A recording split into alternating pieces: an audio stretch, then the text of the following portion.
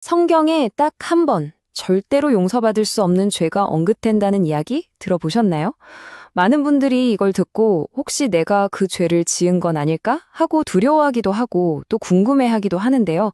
오늘 이 용서받지 못할 죄의 진짜 의미가 뭔지 한번 제대로 파헤쳐 보겠습니다. 이거 정말 수세기 동안 수많은 사람들을 혼란에 빠뜨린 질문이죠. 그런데 그 답을 찾을 수 있는 실마리가 놀랍게도 마가복음의 한 장면에 고스란히 담겨 있습니다. 자, 저와 함께 그 이야기 속으로 한번 들어가 보시죠. 우선 배경을 좀 알아봐야 하는데요. 마가복음 3장으로 가보면 당시 예수님의 인기는 정말 대단했습니다. 그야말로 가는 곳마다 사람들이 구름대처럼 몰려들어서 발 디딜 틈조차 없었죠. 어느 정도였냐면요. 성경에 기록되길 예수님과 제자들이 식사할 겨를도 없었다라고 할 정도였어요. 이렇게 정신없는 상황에서 전혀 다른 두 그룹이 등장하는데요. 바로 이들의 반응이 이 미스터리를 푸는 결정적인 열쇠가 됩니다.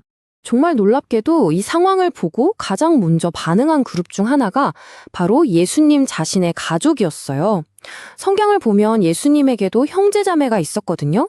그들은 밥도 굶어가면서 사역에만 몰두하는 아들이자 형제가 너무 걱정됐던 거죠. 그런데 곧이어 등장할 다른 그룹의 비난과는 그 결이 완전히 닮았습니다. 자, 그럼 이 두 그룹이 예수님을 향해 뭐라고 했는지 한번 나란히 놓고 볼까요?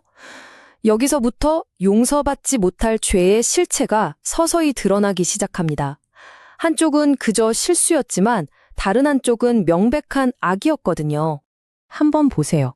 가족들은 예수님을 보고 미쳤다. 그러니까 저러다 큰일 나겠다.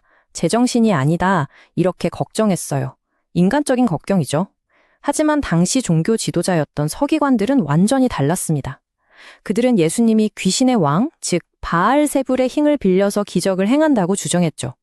하나는 오해에서 비롯된 걱정, 다른 하나는 모든 걸 알면서도 의도적으로 퍼뜨린 악의적인 모함이었던 겁니다. 아니, 가족들이 걱정하는 거랑 서기관들이 비난하는 거랑 그게 그거 아니냐고요. 왜 하나는 그냥 실수고 다른 하나는 용서받지 못할 죄까지 되는 걸까요? 그 답은 바로 동기에 있습니다. 동기. 서기관들의 동기는 아주 명확했어요.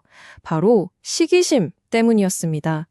당시 종교 지도자들은 사람들이 자신들을 따르지 않고 예수님에게로 몰려가는 걸 그냥 보고만 있을 수가 없었던 거죠.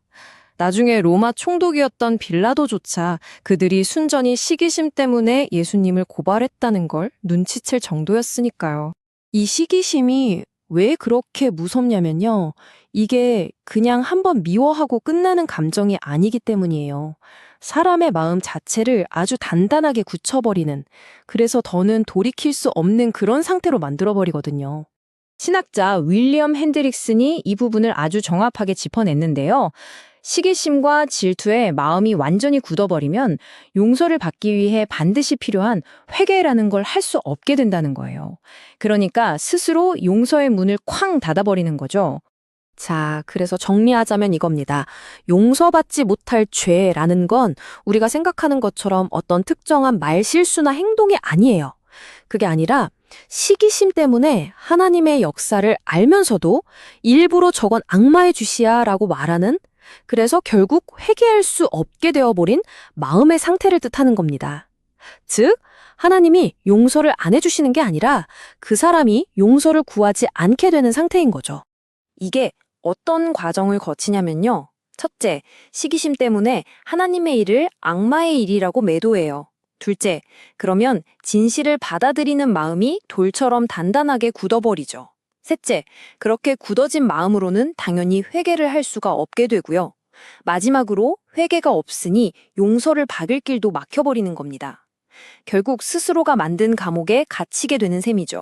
자, 그럼 이 무서운 이야기에서 우리가 얻어야 할 진짜 교훈은 뭘까요? 중요한 건 이걸 그저 두려워하는 데서 그치면 안 된다는 겁니다. 핵심은 어떤 말실수하면 어떡하지 하고 벌벌 떨라는 게 아니에요. 그보다는 우리 마음속에 시기심 같은 감정이 자라나서 진실을 외면하고 하나님 앞에서 정직할 수 없게 되는 바로 그 상태를 경계하라는 강력한 메시지입니다. 사실 누구나 실수할 수 있잖아요. 기독교 신앙은 오히려 실수한 뒤에 진심으로 뉘우치고 돌이키는 걸 중요하게 생각하죠. 그래서 혹시라도 내가 용서받지 못할 죄를 지은 건 아닐까? 이렇게 두려워하고 있다면 바로 그 마음 자체가 아직 문이 닫히지 않았다는 가장 강력한 증거일 수 있습니다. 진실한 마음에게 용서의 문은 언제나 열려 있으니까요. 자, 오늘 이야기의 마지막 질문입니다.